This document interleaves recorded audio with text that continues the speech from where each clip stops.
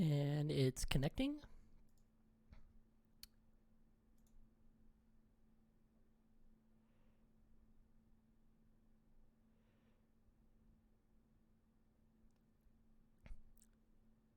And I believe we are live. Hello, and welcome to episode 2 of Composer Notes. This week's piece is Current in the Sky. Let me give you guys a little background about this piece before we get into the specifics of it. This piece was conceived in early-ish 2016. One of my good friends from college tragically had lost her brother, and I was kind of moved at that time to write a piece in his memory.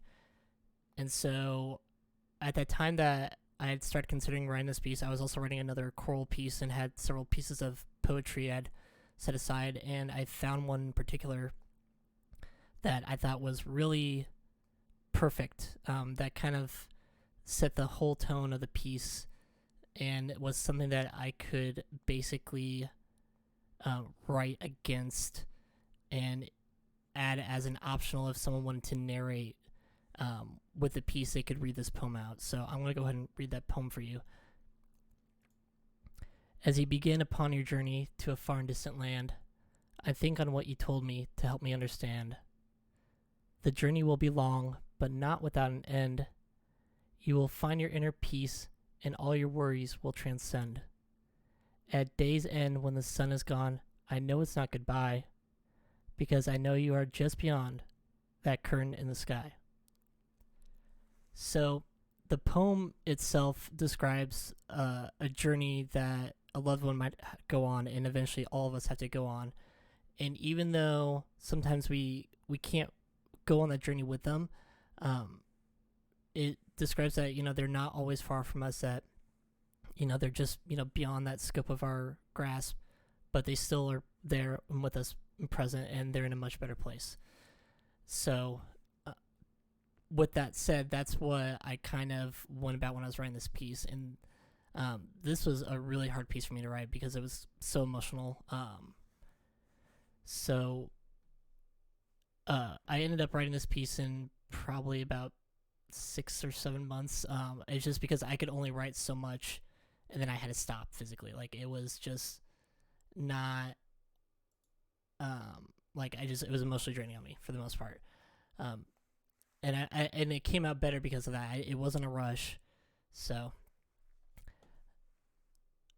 this piece ended up then premiering the next year, February 2017, by the Duke University Wind Symphony, conducted by Dr. Verena Motion-Bleacher Bryant. And I'm really sorry, Verena, if I butchered your last name. So let's go ahead and listen to the recording and kind of discuss this piece. So I'm going to go ahead and give some general notes here first at the beginning. So the string bass and the harp are completely optional. When I originally wrote the piece, they weren't there, but at Verena's request, I added them because they had a harp player and a string bass player there, and I think they added a lot to the initial premiere. So if you are performing this and you see this, don't freak out. They're completely optional. Do not attempt to play the harp as a piano part either. That's not going to really work with some of the effects. So let's go ahead and listen through up to measure 10 here.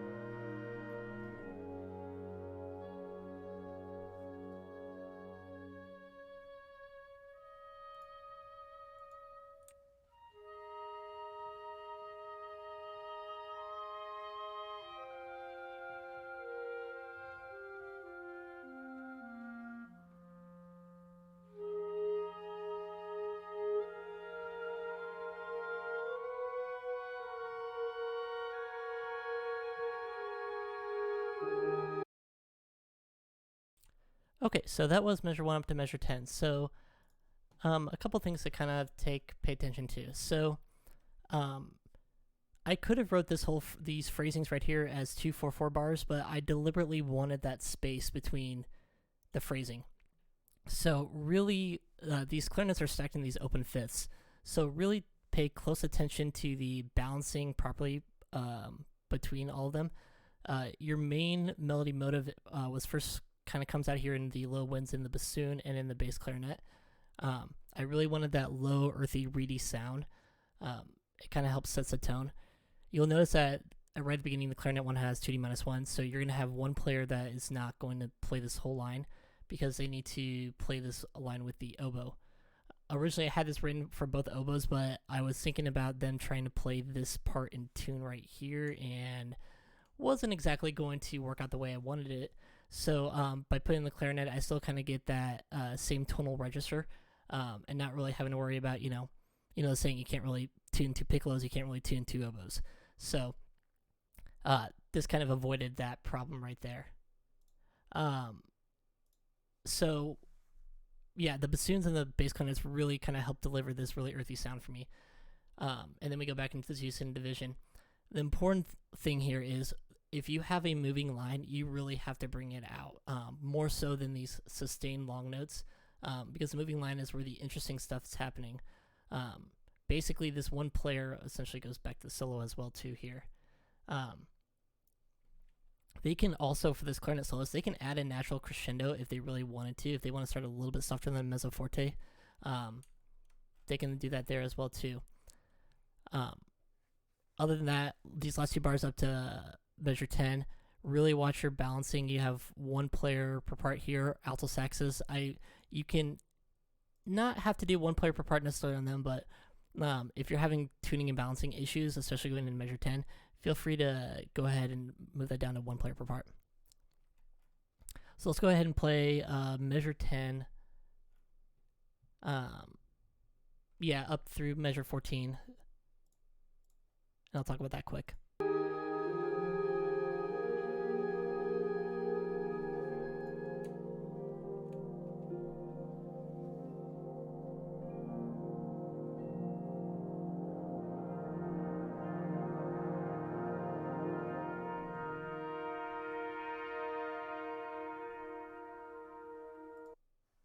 Okay, so for this section, this is kind of a trickier. This is actually a lot harder than what it looks. You might think, oh, it's just quarter note entrances, but you got to remember this is a very, very slow tempo.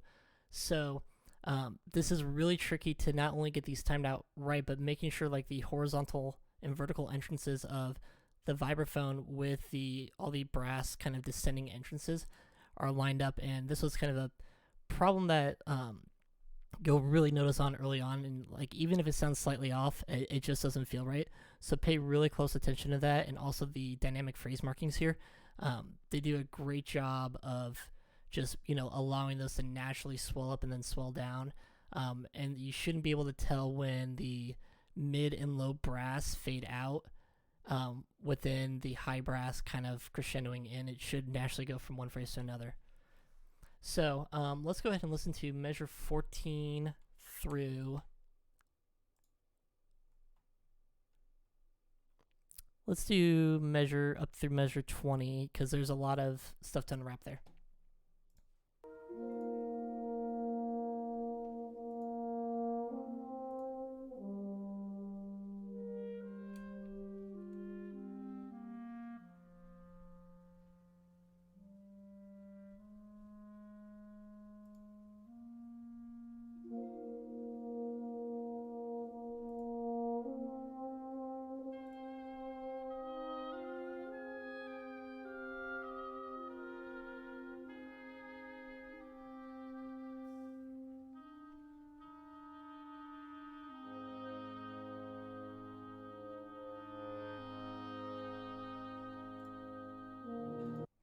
Okay, so I am a euphonium player by trait. The euphonium, in my opinion, is one of the most gorgeous sounding instruments in the wind repertoire arsenal. When done correctly, euphonium literally translates to beautiful sound.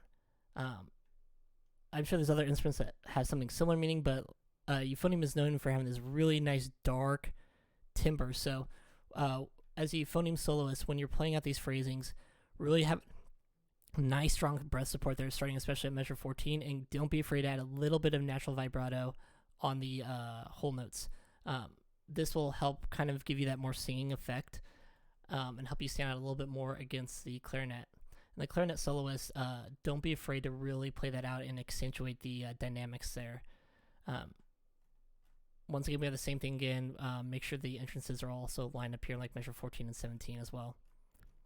Going into measure 18 here, really make sure that we're paying attention to the oboe and clarinet tunings here, especially coming into this measure with the bassoon.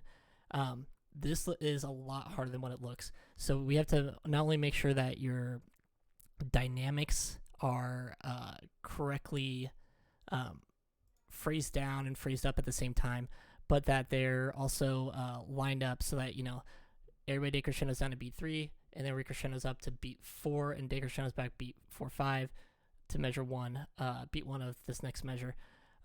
This idea happens one other time in the piece, and it's very, very important, especially with the moving notes. So just keep that in mind. If you practice this, if you get this one section done once, you're golden the rest of the piece for the most part. So let's go ahead and listen to measure 21 up to measure 28 here.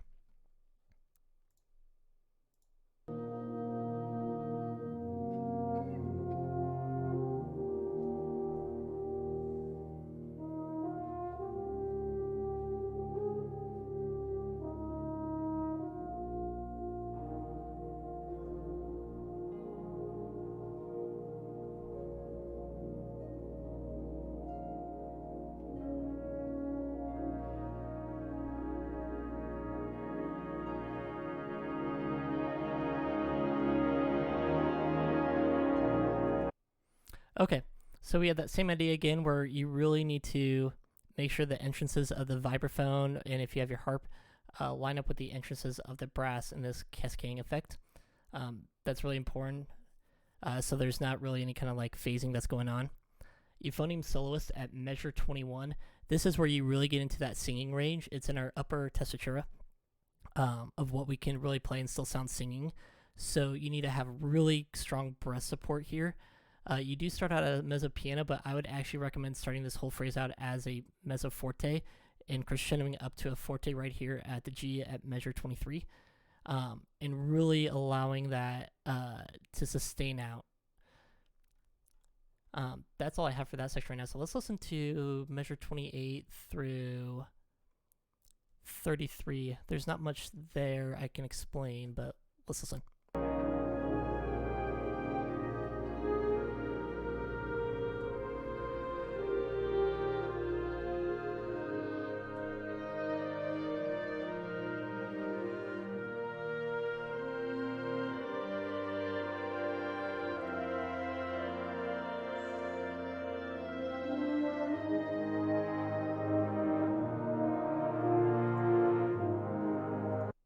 Okay, so measure 28 through measure 33, if you have a moving part at all, go ahead and just really bring that out. That's the whole theme of this piece is if your note moves, bring that out. So let's go ahead and listen to measure 33. Yeah, let's keep going to measure 33 to through 37. Oh, my video paused. Oh, there it goes.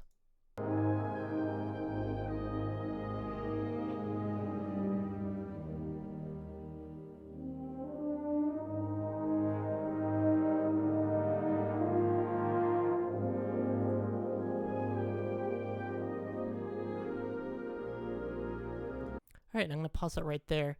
So one thing to consider here is that there's going to be some really kind of crunchy chords in here, and that's okay, and that's on purpose. Let the dissonances really kind of stand above the all. This is not meant to be super crunchy, but really emphasize that there's this section of beauty followed by a section of it's almost like it's pain, where you have these really kind of crunchy chords here. and as usual, bring out the moving stuff throughout here. So I'm going to kind of preemptively talk about this next section here. We have this big and drastic moving section starting up from measure 39 up through measure 43. So when this is happening, you really have to make sure all your entrances are kind of lining up. And we do have some rollitandos with some moving notes. Once again, like, you can be as artistic as you want with this rollitando leading up into measure 44, just as long as you're not losing the structural integrity of the metric values of some of those notes, and as long as, like, the stuff can still be brought out as well. The important thing to note is you can treat also measure 43 almost as a fermata on beat 2. So there's these last moving notes in the horns, trombones, alto saxes, and oboes. So when they hit that final note, you can almost like do one last little push swell up into measure 44. So let's go ahead and listen through that, and then let's listen that through measure 56. We'll get through the big section.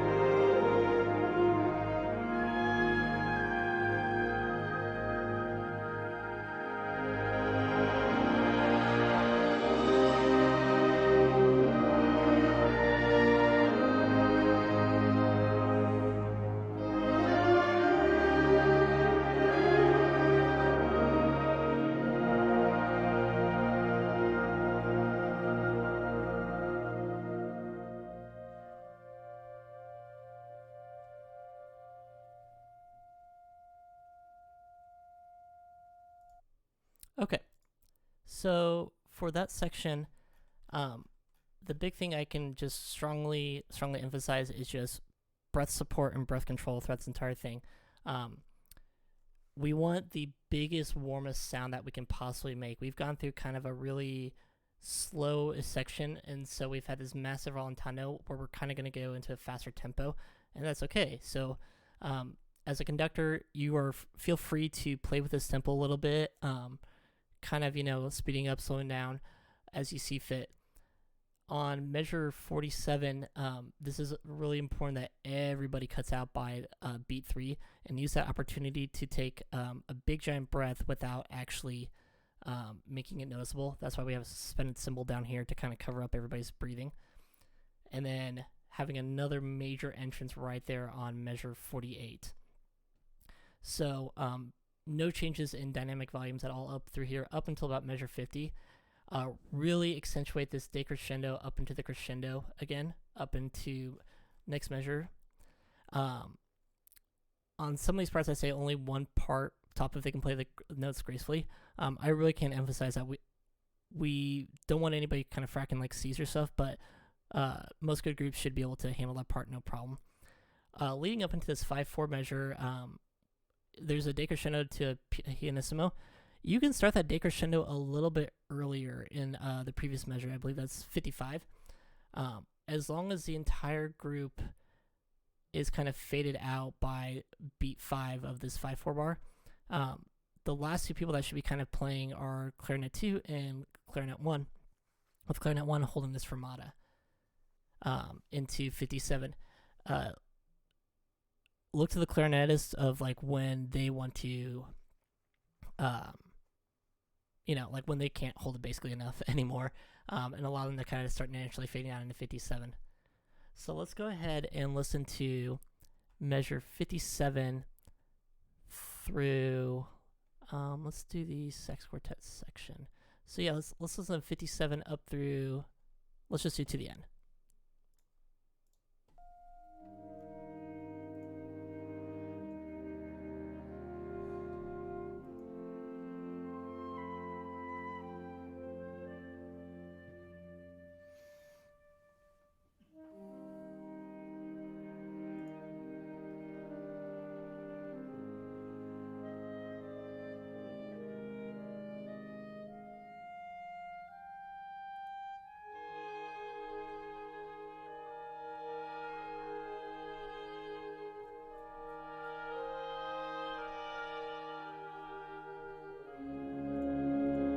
All right, let's pause it right there.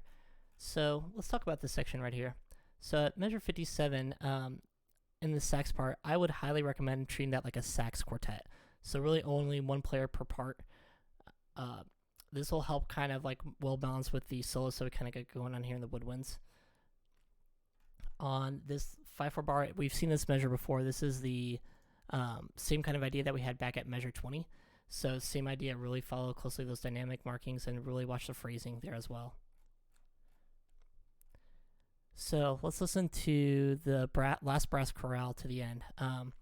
The big thing I want to really emphasize with this brass chorale is at the end there that euphonium soloist, really bring out some natural vibrato there at measure 69 before you kind of decay into measure 70, and don't start that decrescendo too soon.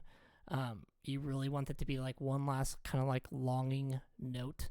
So you can almost treat this measure 69 as like almost a pseudo fermata, but do that at your own discretion.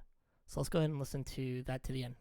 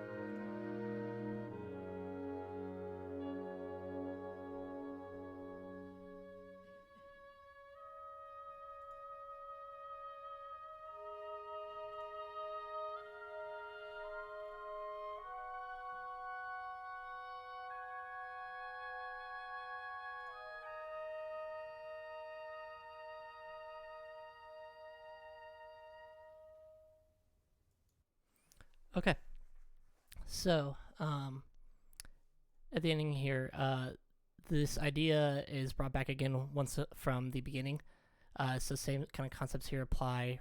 Use that last beat to get a good breath and really fade down to nothing before going into this last section here. The one thing I can say about the final measure here on 78 is with this fermata kind of decaying down, make sure everybody is not only decaying at the same rate, but we all fade out at the same time. That's really, really important. It's almost like the piece is kind of fading out into nothingness. And that was kind of the effect I was going for there. And that's really, really important that that gets really well delivered. The delivery that has to be really well done. So that about wraps up the entire piece as far as I have comment-wise.